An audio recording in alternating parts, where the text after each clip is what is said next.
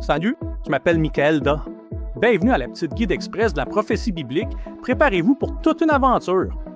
Dans cette série de vidéos, on va explorer plusieurs des prophéties les plus fascinantes et puissantes des Écritures, puis on va le faire dans des épisodes qui durent seulement 10 à 15 minutes. Les prophéties qu'on va examiner sont particulièrement importantes pour l'humanité d'aujourd'hui. Elles nous aident à comprendre le chaos du monde qui nous entoure, en nous montrant comment vivre dans le présent tout en nous préparant pour l'avenir. Mon objectif avec cette série de leçons bibliques, c'est de rendre chaque vidéo aussi courte, concise, précise et compréhensible que possible. La Bible sera notre guide et le Saint-Esprit sera notre enseignant. Chaque épisode de la petite guide express de la prophétie biblique va se concentrer sur une question précise. Nous allons aborder des questions comme « Comment puis-je faire confiance à la Bible? » Pourquoi l'avenir de la Terre semble-t-il si sombre? Y a-t-il de l'espoir pour moi? Comment puis-je prendre plaisir en Dieu? Quel message de Dieu pour toi et moi à la fin des temps? Qui ou quoi est Babylone dans la prophétie biblique? Qu'est-ce que ça manque de la bête? Comment Jésus va-t-il revenir sur terre la deuxième fois? Qu'est-ce qui arrive quand je meurs? Qu'est-ce que c'est l'enfer? Où est-il? Quand et pour combien de temps? Comment puis-je connaître la volonté de Dieu pour ma vie? Qu'est-ce que la Bible dit à propos des États-Unis dans la prophétie? Qu'est-ce que la bataille d'Armageddon? Pourquoi y a-t-il autant de dénominations? Ben d'autres questions du même genre. Même si c'est tentant, s'il vous plaît, ne sautez pas d'épisode pour aller rapidement à un sujet précis. Regardez les vidéos dans l'ordre. Elles sont conçues pour se compléter les unes les autres, fait que sauter ne serait-ce qu'une seule vidéo pourrait vous faire manquer des concepts de base nécessaires pour comprendre les épisodes suivants. Aussi, je ne prie pas habituellement dans ces épisodes, mais j'aimerais vous encourager à prier avant de regarder chaque vidéo. Priez pour que le Saint-Esprit ouvre votre esprit et votre cœur afin de comprendre sa parole, puis après avoir regardé la vidéo, priez de nouveau. Demandez au Seigneur de vous aider à intégrer ce que vous avez appris, puis à l'appliquer à votre vie de façon significative. À la fin de chaque épisode, je vais partager les coordonnées de notre ligne d'action du guide court et doux. Vous pourrez y soumettre des notes de prière, poser des questions sur la Bible et obtenir plus d'informations sur la prophétie biblique. Comme ces vidéos sont courtes et concises, je n'aurai pas le temps d'approfondir chaque sujet, alors n'hésitez surtout pas à demander des ressources gratuites pour vous aider à aller plus loin et mieux comprendre la parole de Dieu. Le guide court et doux sur la prophétie biblique est commandité par Adventist World Radio, un organisme sans but lucratif et un ministère radiophonique et Internet basé sur la Bible qui s'engage à partager Jésus et sa parole partout dans le monde. En tant que membre de l'équipe mondiale composée de pasteurs, conférenciers, auteurs, administrateurs et ingénieurs, il m'arrive souvent de voyager dans des endroits éloignés dans le cadre de mon travail. Alors j'ai pensé que ce serait amusant d'enregistrer cette série sur place avec mon propre cellulaire, peu importe où je me trouve dans le monde à ce moment-là. Fait que pour ajouter un peu de piquant, je vais partager quelques faits intéressants sur chaque endroit. J'espère que vous prendrez plaisir à voyager autour du monde avec moi, alors que nous explorons ensemble des prophéties transformatrices tirées de la sainte parole de Dieu.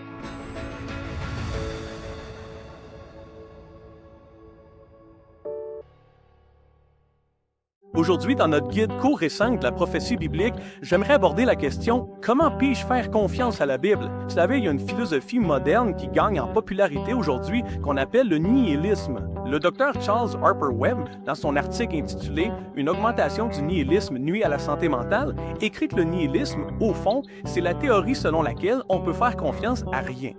Rien nous surprend. Rien est comme il paraît. Il souligne que ce nihilisme rend les gens sans espoir, inutiles et déprimés.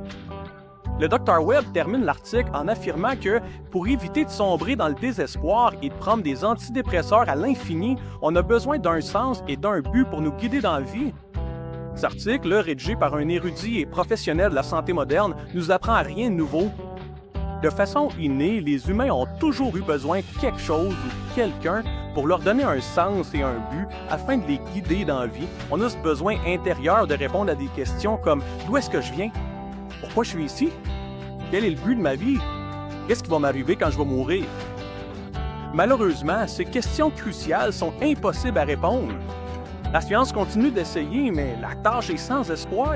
La science étudie le physique, mais ces questions-là sont métaphysiques.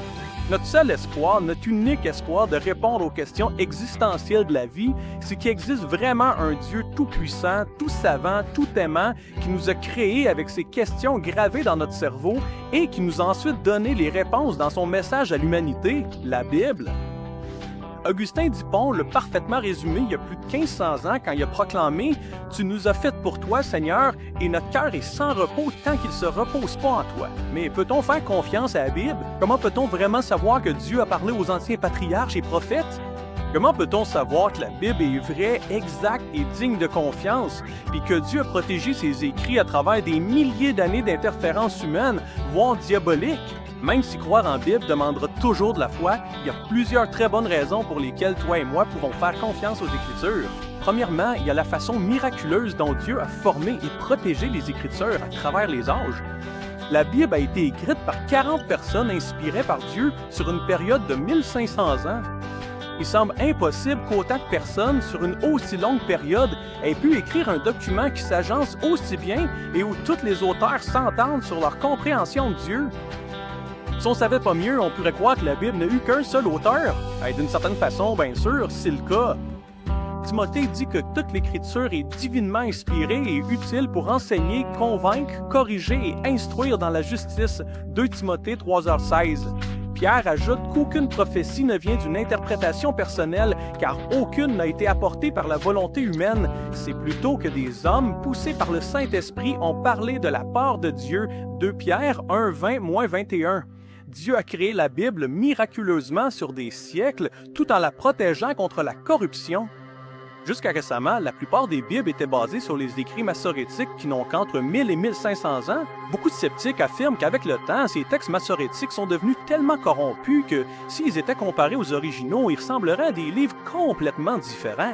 Puis en 1947, il s'est produit quelque chose de miraculeux qui a changé leur discours. Un jeune berger, à la recherche d'une chèvre perdue dans la région de Qumran en Israël, est tombé sur une grotte contenant des jarres remplies de documents à cuire. Bientôt, des archéologues ont envahi Qumran et ont découvert un total de 11 grottes et plus de 1100 documents. Les grottes de Qumran contenaient des copies de tous les livres de la Bible sauf celui d'Esther.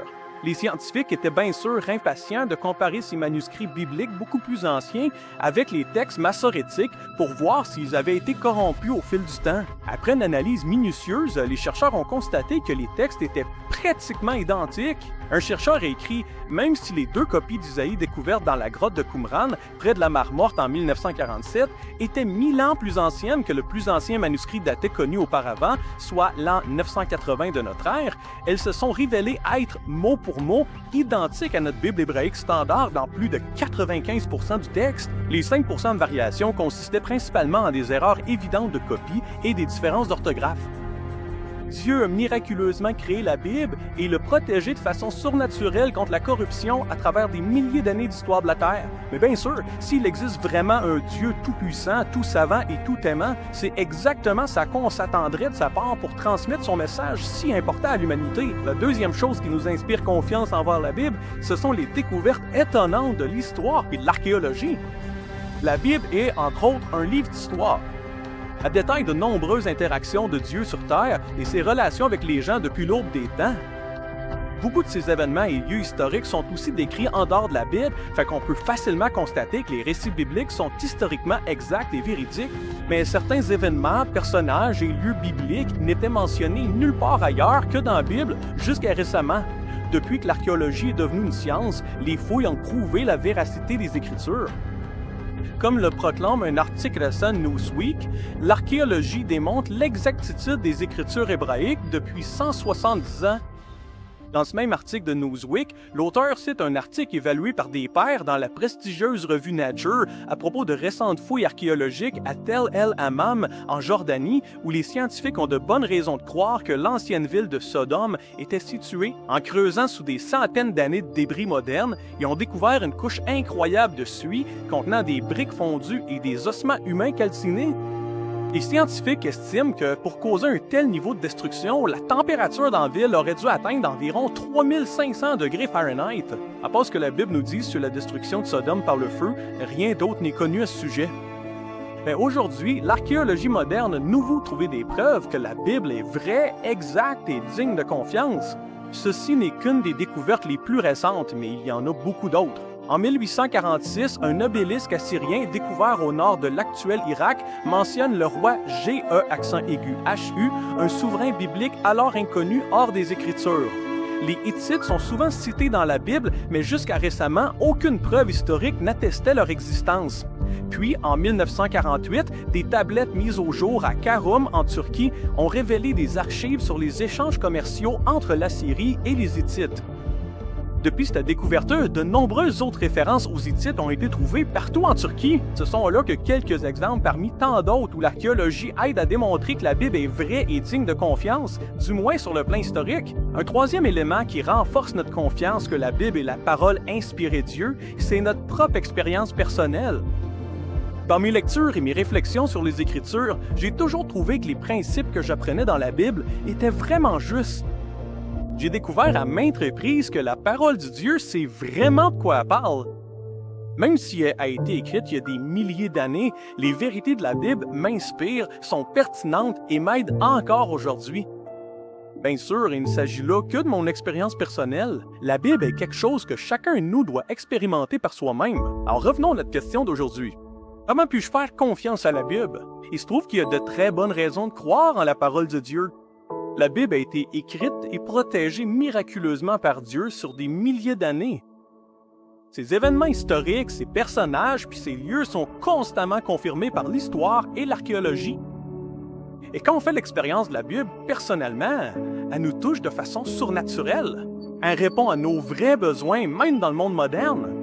Cette liste, bien sûr, n'est pas exhaustive. En fait, la prochaine fois, je vais vous partager une preuve fascinante et puissante qui démontre qu'on peut faire confiance à la Bible et savoir sans l'ombre d'un doute que seul un Dieu omniscient aurait pu l'écrire. D'ici là, mon ami, j'aimerais t'encourager à découvrir la parole de Dieu par toi-même si tu ne l'as pas déjà fait. Il n'est pas trop tard. Peu importe ton âge, que tu sois jeune ou vieux, Dieu t'a donné la Bible. Si tu le laisses faire, il peut servir des Écritures pour transformer ta vie. Commence par les Évangiles, Matthieu, Marc, Luc et Jean dans le Nouveau Testament. Ces livres extraordinaires nous parlent de Jésus. C'est à cause de qui il est et de ce qu'il a fait pour l'humanité que la Bible a été donnée à l'humanité. Mon ami, toi et moi, on n'a pas besoin d'être des nihilistes. On peut savoir qu'il y a des choses et quelqu'un en qui on peut avoir confiance. On peut faire confiance à Dieu. On peut vraiment se fier à sa parole.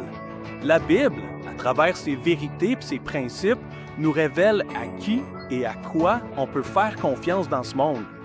Ce message de Dieu nous donne un sens et un but essentiel pour nous guider tout au long de notre vie.